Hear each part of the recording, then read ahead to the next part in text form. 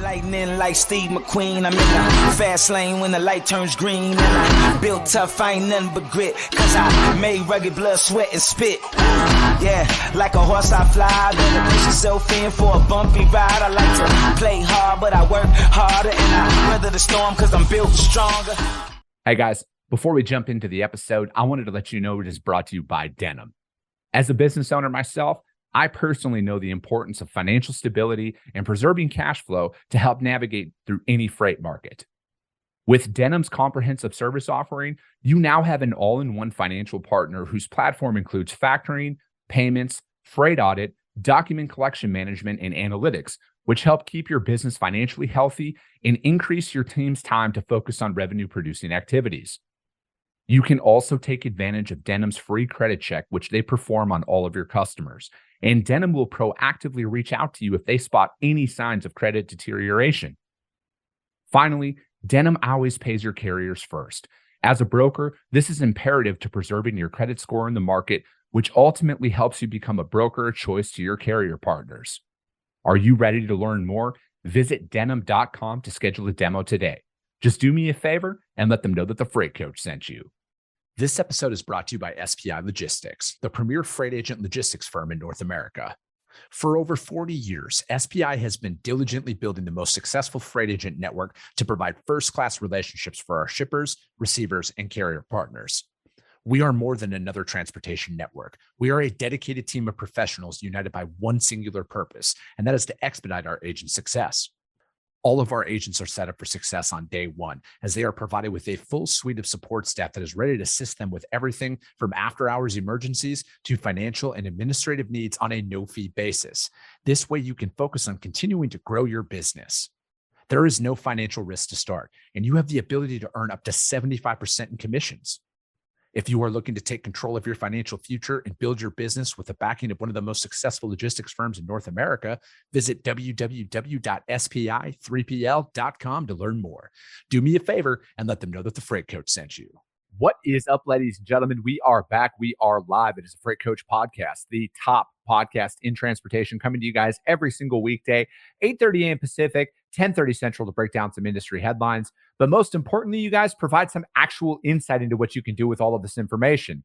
If this is your first time tuning in, welcome. This is the real side of freight, ladies and gentlemen. And I say that before every single show. And what I mean by that is I only speak with transportation professionals, you guys, because at the end of the day, I want to talk to the right individuals who have done what you're looking to do or who are currently doing what you're trying to achieve. So you can take that information, apply it, utilize it, and see a meaningful difference in your business and your life. Corey Buchan, it is happy Halloween, everybody out there. I don't dress up. My wife celebrates Halloween enough for the both of us. So that's kind of where that balancing act comes in. But I got a very special guest for you guys here today.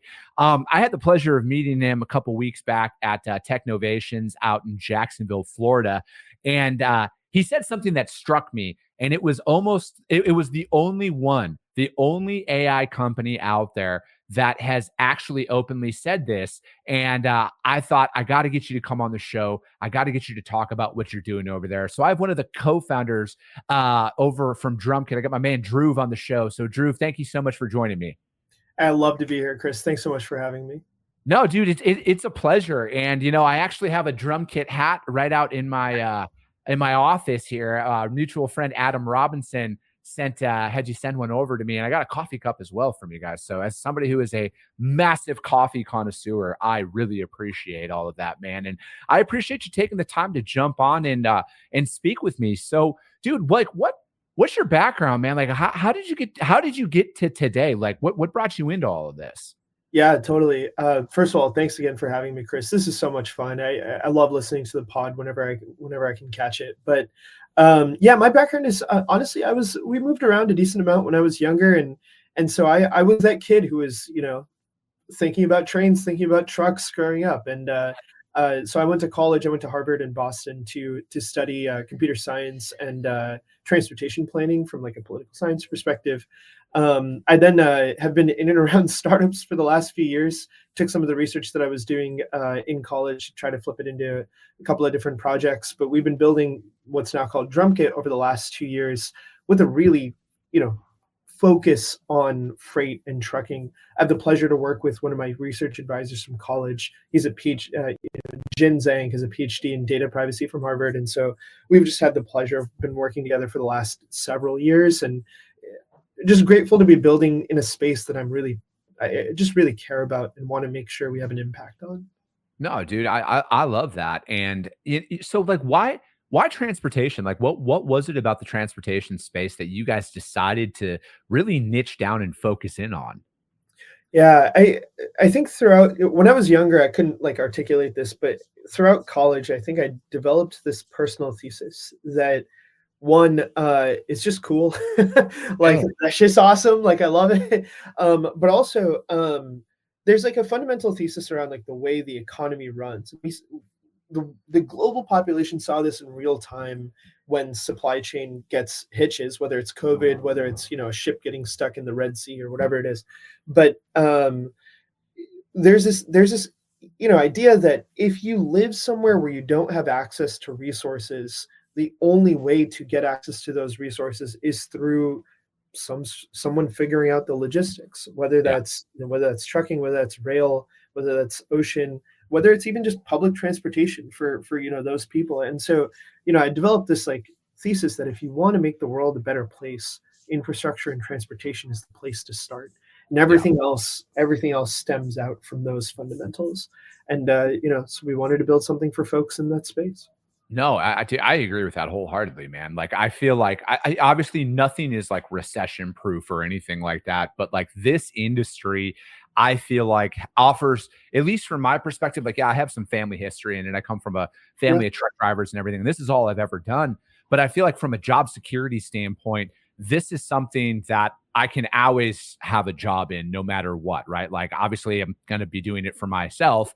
But ultimately, this is something that I look at it, if freight stops moving, we're screwed as a society. So it really doesn't matter at that point. We're gonna go like I just actually finished up The Walking Dead. So like I'm very much like, well, I could survive in that category because I'll figure it out, right? Like I actually know all the roads, I know the geography of it, we'll be fine. But no, man. So it's like I think like now it's what I love the most about where we are as an industry, especially from a technology perspective. Like I kind of feel like we're finally starting to make strides into like where the rest of the tech world is, because transportation's, historically at least a decade behind. I mean, you kind of have the Amazon effect where you essentially know when your driver sneezes. And then you have it down to where it's like, we don't even know where our truck is right now. Right. So it's like bringing that and kind of starting to piece those put that puzzle together there ultimately is what I'm the most excited about. And what you had said at Technovations, I'm just gonna come out here and say it, and this is the thing that stuck out to me the most, because you are the only AI based company that I have personally spoken with that has taken this stance. And you said, we don't want AI to replace people. Why have you guys chosen to take that stance as opposed to the 99.9% of the other companies out there who are like actively marketing, we're here to replace everybody? Yeah. Thanks for that shout out. Here's the way we think about it. AI isn't, you hear this buzzword a lot, like, oh, AI is going to automate our jobs, or it's going to do this, or it's going to do that. Don't get me wrong. It genuinely feels magical when it works. But I think if someone's trying to sell you a product that you wouldn't buy without the phrase AI, probably shouldn't buy it. Like it's a valuable tool, it's a valuable resource, but that's not your goal, right? Your goal is not AI automates my job. Your goal is I can make this task that's really annoying for me or really hard for me easier. And I think when people start to think about whether AI is going to automate their jobs away, you should basically think about, can AI make the decisions that a human makes and then take liability for those decisions?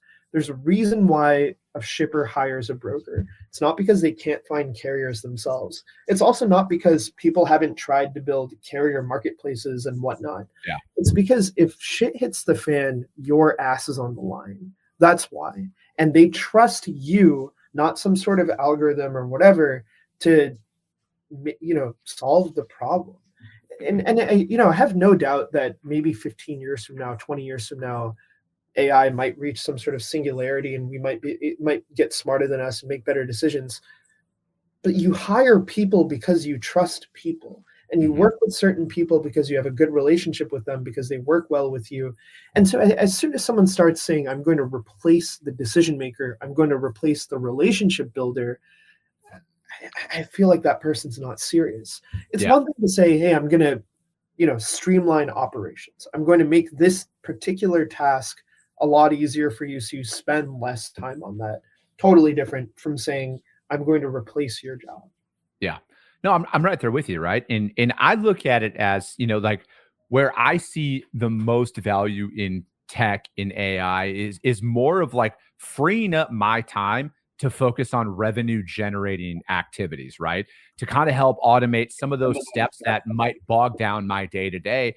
But then most importantly, though, it's to help remove my emotions from some decision making.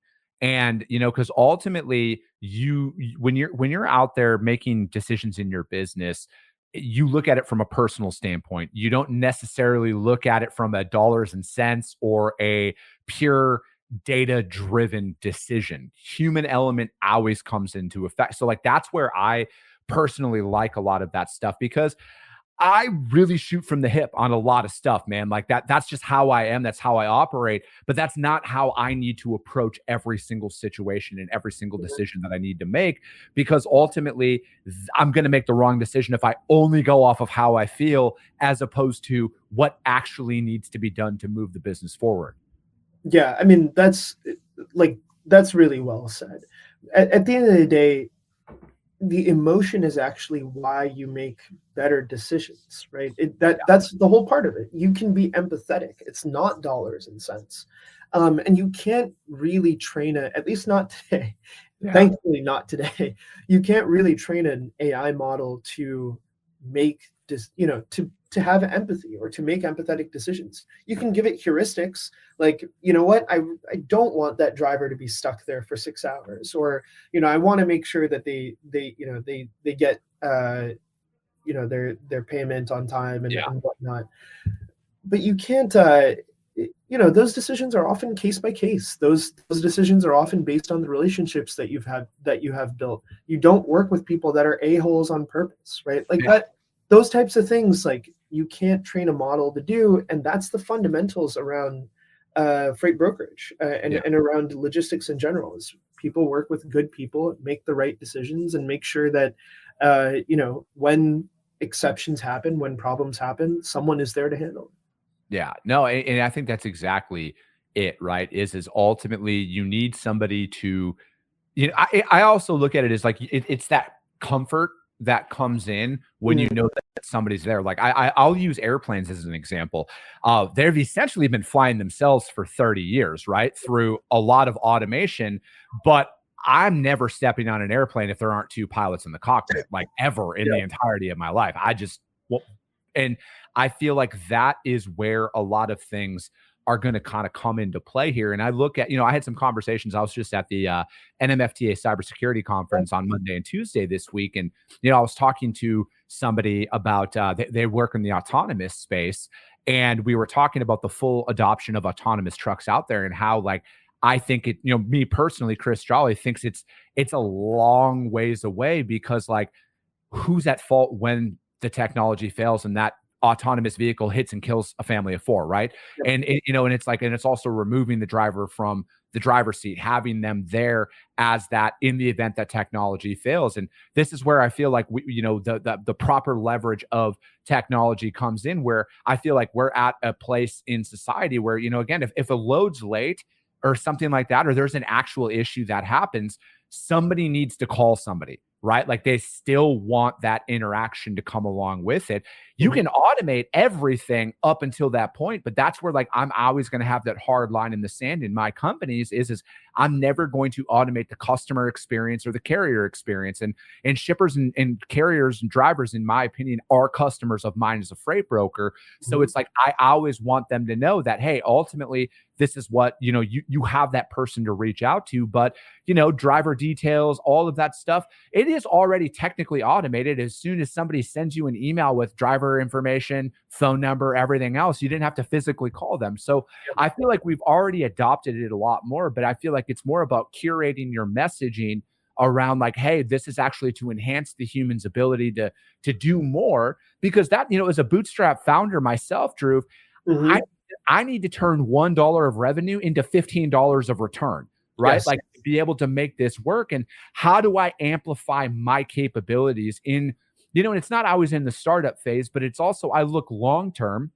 And I'm not going to be perfect. I'm going to make mistakes. I'm going to do all of that. But I also look like, how do I grow smart? How do I know that if I'm going to hire 10 people, I'm hiring 10 people because I need 10 people, not I'm hiring 10 with the anticipation of laying off 50% of them if they don't work out, right? Like I want to give my people the right tools to amplify their output, because like this is, and I've said this on record before, I'm going to continue to say this on record. I will never have cap commissions inside of my organization, because I want my people, if they want to make $1 million a year, I want to give them the ability to make $1 million a year and not think, well, I made too much money. Now the company's going to claw back some of that and I'm going to have to work more for less.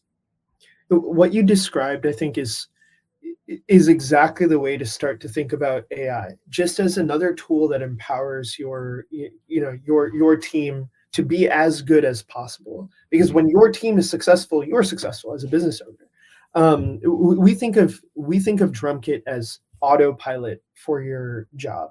That doesn't mean you're hands off, right? It means that you manage by exception. You can set it and forget it until something goes wrong. There's a reason why, despite us having autopilot for 30 years, exactly as you said, you still have the pilot on the plane, and the pilot always takes the wheel when there's turbulence.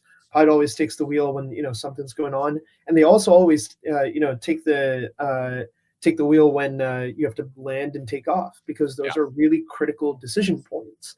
And so I think that's like the way we think about it. Give your team the tools, give your team the process, give your teams, the playbook, make it easier for them to execute on those. And then instead of handling 10 loads, they can handle 20 loads. Yeah. And that's a lot more valuable to you than you basically trying to say, okay, I'm going to, rip out my entire team and put in this AI model and it's just going to run its course and we'll see what happens.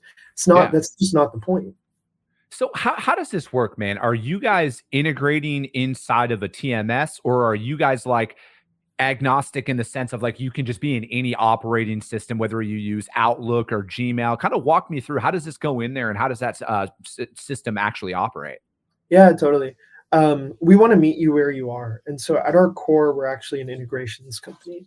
We'll sit in your Outlook, your Gmail, even your front account, and pull in all of the information from different tools that you might use, whether it's a TMS like Tye, Turbo, McCloud, whatever, whether it's a rating engine like Green Screens, whether it's even an carrier identity tool like My Carrier Portal or Highway.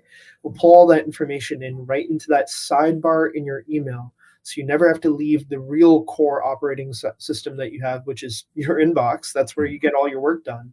And then everything syncs back with your system of record, which is your TMS. So all of that information goes back and forth with your TMS. We make sure that that database is always up to date. That's really important, right? Because you use your TMS not necessarily to trigger and do all the workflows, but rather to manage your team, look at reports, figure out what's going on with all your shipments, P&L, all of that kind of stuff often happens in your TMS. So we want to make sure that if you're taking any actions, that's in your inbox. And if you're looking at any reporting, any metrics, that's in your TMS. But at the end of the day, I want to, as much as possible, keep you where the action is, which is in your inbox, so that you can trigger everything through your, the Drumkit sidebar, whether that's quoting, load building, scheduling, or even tracking. Okay. So is it more of like, it's just kind of, I don't want to call it an assistant, but it's just something behind the scenes that's helping you kind of manage your workflow to where you're like staying on top of your tasks, right? Because I feel like that's a spot where a lot of people, Dhruv, really bog themselves down is they spend too much time on menial tasks that don't necessarily move the needle forward, or worst case scenario, they miss something, right? They miss a request from a customer, or they miss an update on a load. Is that kind of, an add-on with something like Drumkit, where it almost helps you stay on task, right? Because like, dude, I write stuff down. Like I have some critical tasks that I have to follow every single day. That might be, meet with, Christian, who handles all of my media stuff, who, it's that, and then it's make sales calls. And so I do that. Is that kind of like what that looks like? Is it really helps with your workflow optimization as well? Yeah, that's exactly right. Right. You didn't hire your team because they're good at typing things into a form, right? Like, or they know how to click on Retalix's, whatever old looking, scheduling portal. No offense. But like, you hired them because they can make the decision on whether or not you can cover that freight effectively. And then when stuff goes wrong, they can, figure out the solution. And so we want to take all of that kind of stuff off your task, off your plate. I wouldn't even call it menial, right? It's just not needle moving, and it's tedious, and it's often boring, but it's important. It's critical. And if you drop the ball on any of that stuff, you can, F up the entire load. And we really don't want to, you don't want to be in that position. Yeah, no, I'm right there with you, man. There's a lot of stuff that I do throughout my week or my month or whatever that looks like. There's a lot of stuff that I do that is like, it is the boring stuff to me. It's a lot of the stuff where I'm just like, I need to do it. Like, obviously I need to get paid and stuff like that, but it's, like creating, sending, talking with my bookkeeper about invoices, and, it's just a lot of collaboration with, people that are involved in my organization. And, to me, it's like, it's necessary, but I'm also like, shit, what can I do to automate some of this stuff out there? And really, but then ultimately though, it is to keep me focused on like what I want to do the most, right? Like I love selling freight. Like ultimately, I love getting in with new business. I love the build more than probably anything, man. I love that 0 to, hey, holy shit, we started this on a laptop and now look what we got. And then, same thing with some of those relationships with customers. I like really getting in and finding where we can really add value and kind of help their organization. That's what I love the most, because like, yeah, trucks showing up on time, delivering on time, all of that stuff's cool, right? Like, don't get me wrong, but I really love to just sink my hands into somebody else's operation and then use what I feel like I do best, and that's assess it, find out like, hey, this is where we can work best together, and then I like to like toss it off, right? Like that, in the sense of like have an account manager run it, and that's where I'm like looking forward to that kind of that next step in business is like, I'm always going to be involved in the sales process, at least for the foreseeable future. And then that business development phase, and then kind of figure out all the kinks and then toss it to operations and then have an account manager run it, because I feel like I did my part. That's the stuff that I love the most. And I don't know, man, like that's just what gets me going every day. I mean, you're pointing out something really critical, which is that to run a good business, you need a good process. We were talking about this a little bit earlier too, right? And process building is often the fun part, but keeping that process, like setting a good process, means making it simple, straightforward, and obvious what the next tasks are. And it's really hard to do that if step 1 bogs you down and then you don't have time for step 2, or you forget about step 2 or whatever it is. And so that's, I think, where having a tool like ours, it really helps you set those processes, really helps you say, okay, cool. Like first I got to do this, then I got to do that, then I got to fill out this form. And none of those things take a long time. All of it is really easy to do. And so I can just kind of stay in the rhythm of, doing my work, as opposed to, getting stuck in just doing a task. So I think as a business owner myself, like we thinking of it as, if I can build a process and get the right sets of tools around that process, then I don't have to think about it anymore, because I can just set it and forget it. And someone else can take it off my plate, learn it quickly, and just run it. And that's, it's hard to do, man. It's really hard to do. Yeah. I mean, honestly, man, I'm glad you brought up processes, because as somebody who doesn't write shit down, like I don't write anything down, this is where I see a tool like Drumkit or, AI out there helping other individuals like me who are in that growth stage. We'll call it that $0 to $2 million a year revenue, where you're kind of figuring things out, right? Because contrary to what the internet says, there isn't a playbook, and systems and processes just developed because you started a business, right? Like, you have to document all of this on your own. Yeah. And I think tools now out there help you expedite that, right? Where you're not taking nights and weekends and trying to write processes down. Now it's like, so like we use a transcriber for our for the podcast, right? So it goes in there, it strips out everything you and I are saying right now. As soon as this is done, we transcribe the entire episode and we put show notes out there and for everything to follow. We've also done something like that for a lot of our training and stuff like that internally inside of our freight brokerage, where, dude, we could hire 10 people tomorrow. If the revenue was there, we could hire 10 people tomorrow, and we already have their first 2 weeks of training documented, and we have processes that they can follow inside of their business. And ultimately, if you're, whatever somebody wants to do in their company long term, ultimately that's what people are actually buying, right? Yes, they're buying your product, but they are buying your systems and processes that they can take and scale it up even higher. Yep. At the end of the day, they're buying your service, and your service quality is contingent either on, one individual person being really good at their job, or collectively you being really good at your job. And the only way for you to collectively be good at your job is everybody has the right process in place. Yeah. And it's hard, man. Like, it's very easy for one chain to break, and you're always as strong as your weakest link. Whether that's part of process or whether that's someone didn't get trained properly, doesn't understand what's going on. It can go both ways. And I think, it's not just our tool. There's a lot of tools out there that have started to smooth that process out. Like, what is AI? Like, AI is basically just like matrix math that calculates out correlations between different data sets. If it sees this, then it's probably associated with this. It's just a big probability problem. It's just statistics at the end of the day.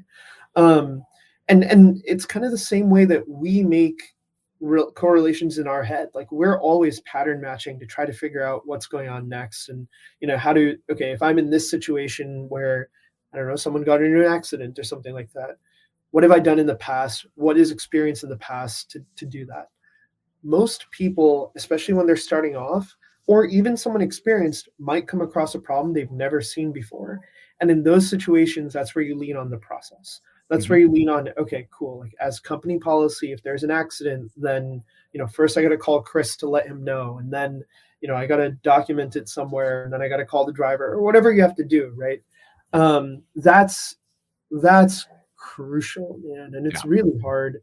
It's really hard to document and set those up. But a lot of these big companies, like, honestly, some of them have really good services and processes, and a lot of them delegate them out to different teams, or they don't have anything at all, and they've just gotten lucky. And so I think, as a small business owner, if you're, trying to figure it all out, like, people at the largest companies have not figured it out either. So don't beat yourself up for that. I look at it like this, Drew. I was actually talking to a buddy of mine this morning, and I said there's two types of people in this world. There's the people who will openly admit that they don't know what the hell that they're doing, and they're just trying to figure it out every day. And then there's the people who are lying, because ultimately that's what it boils down to, man. Nobody actually knows what they're doing. We think we do, and we're just trying to figure it out every single day. But ultimately, though, I feel like that, as AI and other tools advance out there, it helps you operate with a little bit more calm, I'll call it, right? Because once you go through a shitty situation in business, because ultimately it's going to happen. If it hasn't happened yet, you're not trying. You're going to go through a shitty situation. And then what you can do is look at it as, this is a way for you to know what to do next time. You can learn from it, document it, and then you have a process to follow when it happens again, or if it happens in a different iteration. And, I was speaking at DatCon last week, and I was talking about building a successful sales team. And I asked a question. I'm like, how many people in this room right now have a fear of taking a vacation because you don't think the people backing you up know what to do? Literally almost everybody in that room raised their hand. And I'm like, you can literally do this now with a tool. And I use the transcriber tool that I had talked about. I'm like, just record yourself for a day. That gives them notes to follow and everything else. And that's what it is, man, is people, you have those fears that you don't know if people are going to know what to do because you don't document anything, because there isn't an actual process. You're going off of that tribal knowledge, which is great. Don't get me wrong. Tribal knowledge is phenomenal, but it's not if it's only inside of your head and nobody else knows what to do in certain situations. Ultimately, it all comes down to trust. Do I trust my team? Do I trust myself in a given situation? Do I trust the tools that I have? And I think what you described is it's the sad reality that we don't invest in trust building because we're so bogged down by the day-to-day. We're so bogged down by the work that we have to do all day. We don't invest in trust. And I'm guilty of this as much as the next guy, right? Like, if I were to take a day off tomorrow, but we had set up processes on, okay, cool. Like, if, we have this engineering challenge, then this person's responsible, and, it's got to be, here's all the documentation on how to fix that. Or, if we have this customer reach out for these questions, we want to reach out to a prospect. Here's what you got to do. You have those playbooks set out, and you have the right people to own those relationships. Yeah, I should be able to take a day off. But because we haven't invested in those processes, or because we don't trust that we've done that ourselves, like, it's hard to do it. And so you gotta invest in that trust building process. And I'm just as guilty as the next guy. Dude, I love it. Dhruv, that's going to be it, man. This flew by. I knew it was going to fly by, man, because you're really easy to talk to, and you know what it is you're talking about, man. You're clearly articulating everything that you guys are doing at Drumkit, and that's what stuck out to me since like the first time we met a couple weeks back. But how does anybody reach out to you to find out more about maybe AI, Drumkit, or anything you got going on? Yeah, easiest place to find me is LinkedIn or hi@drumkit.ai. Chris, this has been so fun. I didn't even realize it's been 30 minutes. Yeah. No, it's all good, man. And if for some reason you guys can't find Dhruv, hit me up. I will gladly put you guys in contact with him. But that's going to be it for today. Tomorrow, we got a guest coming on. We're doing our Financial Friday monthly segment that we got with my friends over at Denim, you guys. But that's going to be it. As always, if you guys got value in what you heard, subscribe to the show, you guys. Share it out there to your network, because if you see value, your network's going to see value as well. I appreciate you guys. I love you guys. And we'll be talking to you soon.